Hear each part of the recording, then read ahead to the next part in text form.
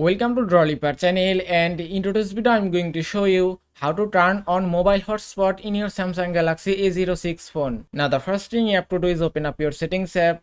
Now from here go to connections and then go to mobile hotspot and tethering and then go to mobile hotspot. Now just tap here to enable mobile hotspot. Now to enable mobile hotspot, at first you have to turn off your Wi-Fi, then just tap on turn off and then swipe down, then turn on mobile data and then go back. Now if you want to configure your mobile hotspot, just tap here.